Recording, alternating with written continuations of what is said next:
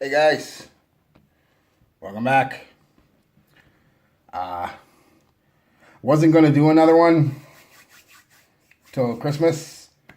This probably will be the last one until the Christmas videos. I just wanted to. The thing is, I gotta start wearing some of my testers. I'm just not joking. I counted them today, and I got like 107 testers, and of those, I've got about 50 or so of the colognes. So I'm gonna start reviewing some of my testers just to get them out of the way. Just out of the way, like I don't like them. Just they're always in the back of my mind when I'm doing videos, and I just want to do them. I'm gonna start with this one. So there'll be no presentation. You know, I'm not gonna show you the bottle or the box or anything because I don't have it. They're just testers.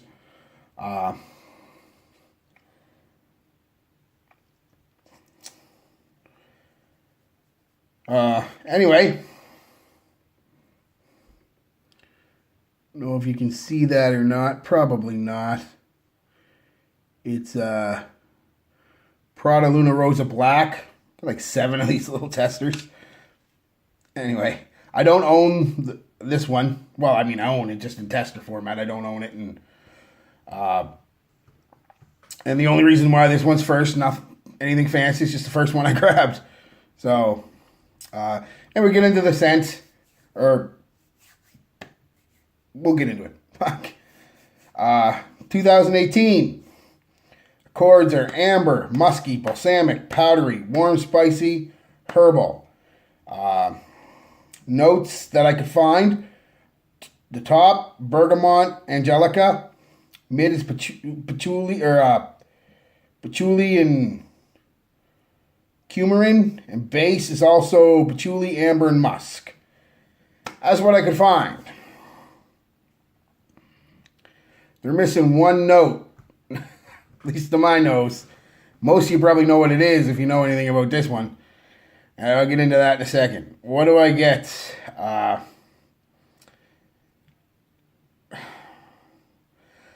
I don't do a lot of research on stuff because I don't want to come on here and have my views skewed or anything, or I don't want to be swayed or anything by any reviews. So I didn't watch any reviews, but I did go on Fragrantica to get the notes and whatnot. And I seen a few people saying, smells like licorice.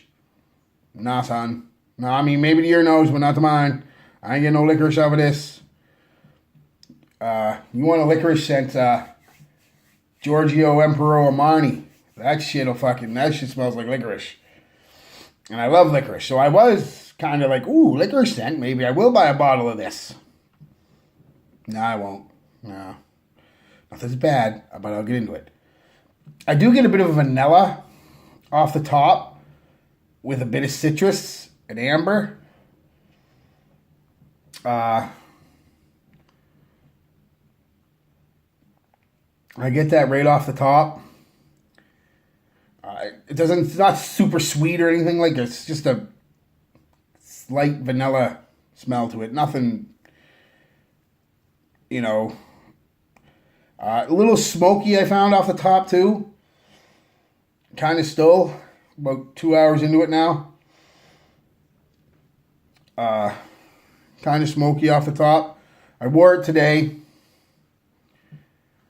No compliments. The wife isn't home. She's at work, so I couldn't test it on her. But it's an okay scent. Longevity about 6 hours, so it's well within acceptable range, of course. Really, really though, soft, borderline weak projection for Prada. I only got about an hour's projection that I could pick up on my hand. Like an hour, maybe an hour and a half. And even then, I still had to have my hand, no more than a foot away before I pick anything up. So, not the best. Not the best.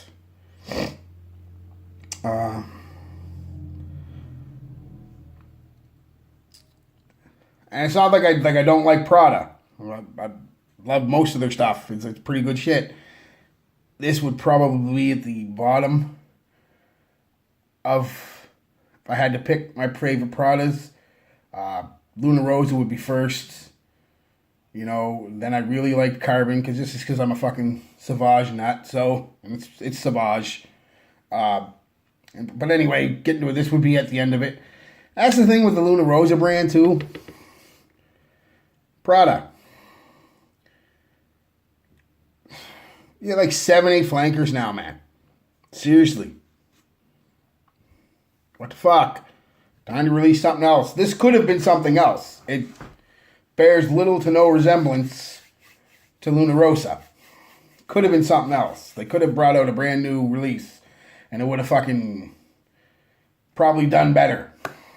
People like new stuff.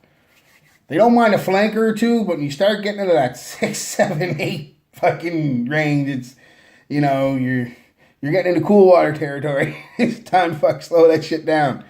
Release something else. Take a break. Anyway, you know, I'm gonna take some flack from that. People fucking love Prada everything. Holy fuck. There's nothing bad about Prada. Listen, it is what it is. I was getting at the note that's missing, they say, in the press release that I read and stuff, there was this has no lavender. No lavender. That's how prominent a note is in perfumery, that if a perfume doesn't have it, it becomes a big fucking selling point. Lavender's in everything, man. It has lavender. A ton of lavender. I don't care what they say. This shit is powdery from the fucking get-go. And not only powdery, the vibe, the feel of powdery from lavender you get, but you also get the smell. It's a nice, like lavender smells good. It's a nice, soft, floral smell. And then powdery, musky type smell. Another thing I think Prada does, and I could be wrong because I've only smelled like 3 other flankers.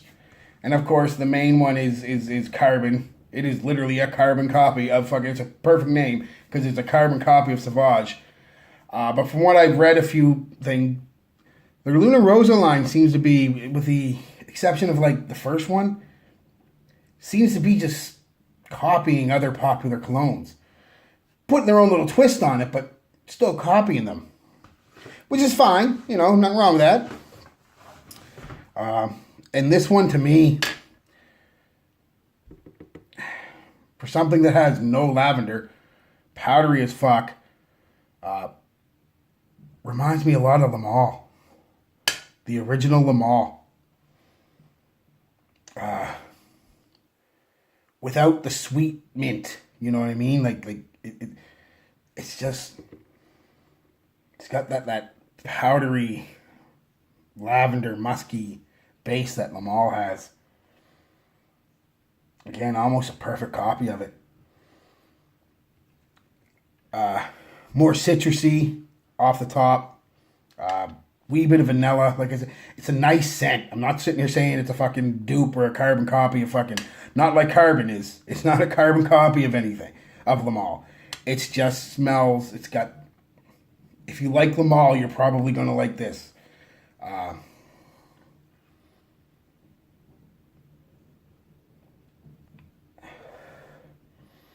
For a new release, it skews a little... Again, I don't like to put ages on things, but this skews a little, I think, a little older, because the mall, almost with that lavender and musk, almost a classic older gentleman's barbershop type fucking scent. This isn't a barbershop, but it's got, again, with the lavender and the musk, it skews a little older, I think.